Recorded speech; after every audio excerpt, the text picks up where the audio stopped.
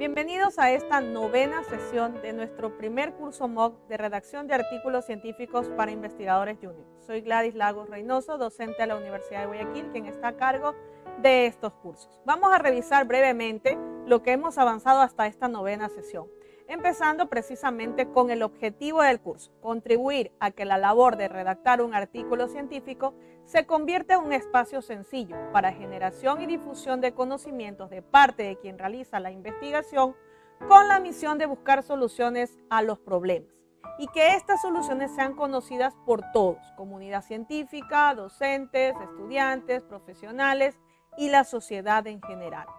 Recordemos entonces lo que es un artículo científico: es un informe escrito que sigue normas y estándares fijados de acuerdo a la revista donde desee publicar.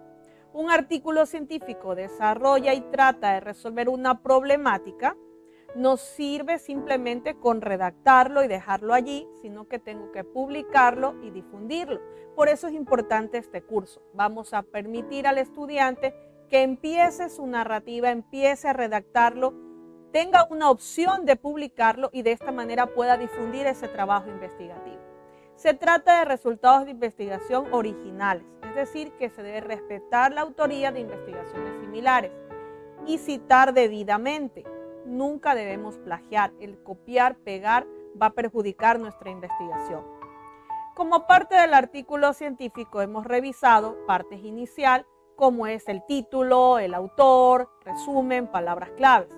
El cuerpo del documento va a estar formado por la introducción, material y métodos y resultados. Y la parte final, que viene a ser las conclusiones, la bibliografía o referencias bibliográficas.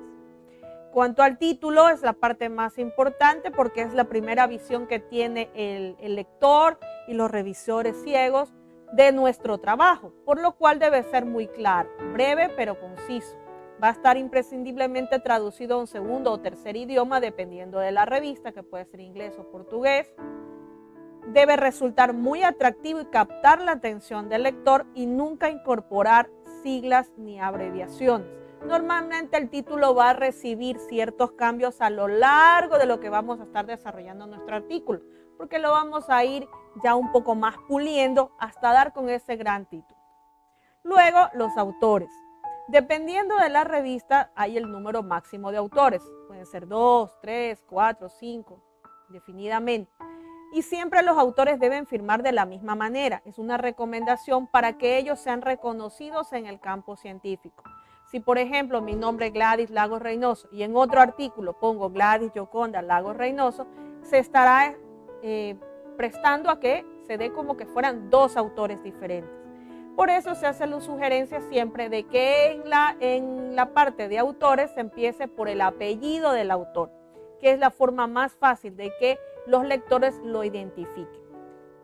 En cuanto al resumen, en el resumen se debe contener o debe incorporar las ideas principales extraídas de las diferentes partes del artículo. Por ello se lo recomienda escribir al final. Una vez que ya tengo todas mis secciones completas, ahora procedo a escribir mi resumen. Las palabras claves van a ser precisamente esos descriptores que me van a permitir conectarme con el mundo científico y expresar qué es lo que el lector va a encontrar en mi artículo. Pueden ser 3, 4, 5 descriptores o palabras claves que, al igual que el título y el resumen, van a estar dados en inglés y en español y en un tercer idioma si es que la revista así lo solicita. En la introducción, ¿cuál es el problema de investigación? Es esta primera parte que engancha al lector en la investigación y que le va a permitir demostrar cuál es su nivel de creatividad, percepción, objetividad e ingenio para concretar la naturaleza y el alcance del problema de investigación. En material y métodos vamos a incluir lo que es diseño, población donde se hizo el estudio, entorno donde lo hice, las intervenciones y el análisis estadístico. En cuanto a los resultados, vamos a responder la pregunta: ¿qué hallazgos he encontrado? ¿Qué es lo nuevo que voy a entregar a la comunidad científica? Esto normalmente lo vamos a expresar en tablas, lo vamos a expresar en gráficos, lo vamos a expresar también en pequeños textos que van a identificar qué es lo que estoy indicando en mis tablas, pero nunca redundar, es decir, repetir lo mismo que está en la tabla. Mi análisis en texto debe dar una idea del por qué se han dado estos resultados. En cuanto a discusión, acuérdense que no es precisamente establecer una pelea entre los investigadores, sino más bien que aquí se va a encontrar la forma como comparar mis resultados con los que están dados en el campo científico. ¿Qué puedo rescatar? ¿Qué es lo que coincidimos y qué es en lo que no coincidimos? E incluso se puede expresar aquello que recientemente hemos encontrado y que quizás no tenemos explicación, ya que si nosotros no lo decimos, lo va a decir algún otro investigador e incluso los revisores de pares ciegos. Entonces es importantísimo tomar en cuenta esto. Siguiendo, pues, vamos a avanzar al tema de las conclusiones. Las conclusiones, habíamos hablado que la forma más simple de presentar las conclusiones es irlas enumerando consecutivamente, dependiendo también del objetivo que planteamos como parte de nuestra investigación. Además, las conclusiones son como un espejo de lo que hemos colocado en introducción. De allí que es muy importante para el investigador tener clara la visión de lo que está realizando, de cuál es el objetivo de su trabajo. Se sugiere no hacer conclusiones de costos, de beneficios, si es que su artículo no es de tema económico. Tampoco se debe hacer afirmaciones o alusiones de aspectos de la investigación que yo no he tocado para nada en el transcurso de mi artículo. Seguimos entonces ahora con las referencias bibliográficas.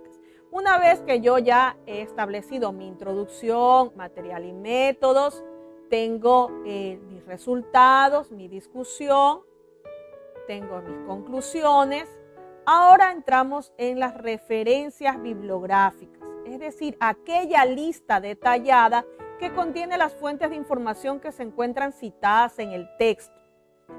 Esta información detallada me va a permitir identificar tanto fuentes impresas como fuentes de tipo web, de la cual yo obtuve la información. Se recomienda no poner en las referencias bibliográficas lo que no es citado en mi texto, ¿no? Y debe ser numeradas consecutivamente en el orden en el que se mencionan desde la primera vez en el contenido del mismo. Siempre las referencias bibliográficas van a estar ubicadas al final del texto y su disposición precisamente depende del estilo que se elija en su redacción, pero ese estilo no lo elijo yo como autor del artículo, sino me lo dan en las referencias, me dan en las normativas de la revista científica donde deseo publicar. Allí estamos observando una imagen de unas referencias bibliográficas y las observamos como están colocadas en orden alfabético. Siguiendo con el tema de las referencias bibliográficas, podemos revisar que debe existir siempre una correspondencia entre las citas que se haya hecho en el trabajo y las que se anexen en la literatura citada, ya que normalmente los lectores estarán interesados en verificar los datos que efectivamente se utilizaron para la investigación. Entonces yo debo proveer esa fuente para que mi lector pueda ir y revisar y chequear realmente. El error más frecuente en esta sección es transcribir incorrectamente algún dato de la cita, lo que va a dificultar totalmente que el lector pueda ubicarla de forma correcta. Las referencias entonces cumplen dos funciones. Primero, testificar y autentificar los datos, que son no originales en mi trabajo, y proveer al lector de este espacio bibliográfico referente al tema en cuestión, ¿no? Entonces, la referencia son datos que nos permiten identificar una fuente y que la hacen localizable nuevamente en caso de ser necesario. Autor, año, editorial, entre otros. La bibliografía, en cambio, es una lista alfabética de las fuentes utilizadas para elaborar el escrito. Aparece después del cuerpo del texto. Una cita directa va a aparecer entre comillas y se emplea las mismas palabras del autor. Pero cuando hablo de un parafraseo o parafrasis, es transmitir la idea del autor en otras palabras. Su objetivo siempre va a ser respetar la idea primaria del autor para evitar el plagio. Seguimos con referencias bibliográficas y allí vamos a hacer hincapié precisamente en lo mencionado hace un momento, que solo se debe incluir como citas válidas del artículo lo que haya sido publicado en revistas científicas avalizadas, en artículos aceptados para publicación, en artículos publicados. Se encuentre, por ejemplo, en la prensa o en procesos de publicación, en libros, capítulos de libros, que ya estén debidamente documentadas y que estén disponibles para que cualquier lector o cualquier revisor pueda corroborar su existencia, ¿no? Asimismo, la mayoría de las revistas no aceptan citas de comunicaciones personales, tesis no publicadas o resúmenes de presentaciones de congresos o manuscritos que no tengan el total al artículo citado. No deben aparecer en este listado las referencias de trabajos no citados en el cuerpo principal del artículo, ni deben existir trabajos citados en el texto principal que no estén en la bibliografía, ¿no? Los autores son responsables de verificar que en ninguna de las referencias se citen artículos retractados, es decir, artículos que han sido quitados de circulación, excepto en el contexto de referirse específicamente a este tema de la retractación, ¿no? Entonces, tenemos que las citas y las referencias bibliográficas son una parte fundamental que dan la fuerza y dan la veracidad en nuestro trabajo.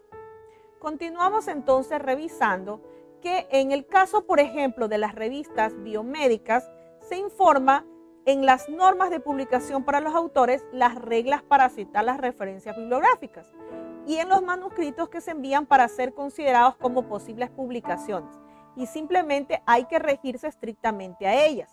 También se pueden acudir al uso de programas computarizados que van a facilitar precisamente este proceso de organizar las referencias, y tiene la ventaja de que le permite cambiar el formato en el caso de que un trabajo sea rechazado y que tenga que ser enviado a otra revista, que es una parte un poco tediosa el cambiar de una norma a otra en todo el contexto del artículo, ya que en algunas revistas tenemos introducción, tenemos desarrollo, marco teórico, luego nos presentan la metodología, nos manda resultados y de ahí a conclusiones. Entonces, dependiendo de este orden, existe software que permiten reestructurar de una manera más sencilla los artículos. Continuamos entonces revisando que hay diferentes estilos para citar un texto. Por ejemplo, el nombre de autor, año de publicación, por el número que se hace referencia a los trabajos que de esta manera aparecen mucho más explícitos en la lista de referencias. Y para confeccionar precisamente esta lista de referencias o literatura citada al final del texto. Pueden ser o por orden alfabético o por orden de aparición en el texto. En cualquier caso, son las revistas precisamente las que nos dan este detalle a los autores para que nos liguemos específicamente a seguir esas normativas y de alguna manera tener la seguridad de que nuestro artículo puede ser publicado, ¿no? Las referencias bibliográficas se pueden realizar en distintos estilos y cada estilo contiene un conjunto de reglas. Algunos de los estilos más comunes que vamos a encontrar son APA, Harvard, Vancouver, Chicago, entre otros. Y estas dependerán precisamente de la normativa de la revista. Es allí donde nos van a indicar que las referencias bibliográficas van a estar bajo normas APA o Chicago o Vancouver. En cuanto a los estilos, ¿no? Como estábamos hablando de los estilos, tenemos por ejemplo el ISO 690, que es una norma internacional multidisciplinar, MLA Style, que es literatura y humanidades, APA, psicología y ciencias sociales, el Vancouver precisamente para ciencias de la salud, IEEE, lo que son las ingenierías, ACS, lo que es química, Harvard para lo que es física, ciencias naturales, ciencias sociales también, Chicago que es multidisciplinar y Turabian que también es multidisciplinar. A continuación vamos a ver la misma referencia en diferentes estilos. Fíjese el estilo ISO, como el apellido del autor está totalmente en mayúscula, seguido con el nombre en minúscula. También podemos fijar cómo el título, ¿sí?, de la revista está en cursiva, ¿no? Fíjese, el profesional de la información está en cursiva. Y también nos da ese periodo en el cual ha sido publicado, noviembre-diciembre. El estilo MLA, en cambio, fíjese que el apellido del autor está solamente la primera letra en mayúscula. Y el nombre de la revista, el profesional de la información, está normal. Sin embargo, aquí lo encontramos subrayado, ya no en cursiva, sino subrayado. Y simplemente menciona 2018. No me dice entre noviembre y diciembre. En el estilo APA, observe, no tengo el nombre del autor, simplemente el apellido, la inicial del nombre. Entonces son pequeños detalles que me dan el estilo propiamente dicho de marcar la referencia. Y este estilo va a estar ligado con lo que la revista me solicite, ¿no? Hablamos también hace un momento de cierto software que nos puede ayudar con referencias bibliográficas. Estos precisamente son los gestores de referencias bibliográficas, que son herramientas que permiten crear, mantener, organizar y compartir y dar forma a las referencias bibliográficas de artículos en revistas, libros u otros documentos, a partir de distintas fuentes de información, que pueden ser bases de datos, revistas, páginas web, entre otros. Estas referencias se pueden utilizar para crear las citas y la bibliografía de trabajos académicos y de investigación, de acuerdo a un número normalizado. Puede ser ISO, APA, Vancouver, Chicago, ¿no? En general, los diferentes gestores de referencia bibliográfica existen y comparten la misma funcionalidad básica: almacenamiento de referencias bibliográficas, descripción, organización y recuperación de referencias, creación de bibliografías y herramientas de citación. Algunos gestores incorporan además funciones de red social online para el personal investigador. Ejemplos de estos gestores de referencias bibliográficos tenemos Zotero, Mendeley, BibMe, EasyBib, BibTeX, entre otros, ¿verdad? Recordemos entonces que al interior de cualquier documento que se valga del uso de citas provenientes de otros textos, se debe utilizar las referencias bibliográficas para dar crédito a la fuente que se está citando.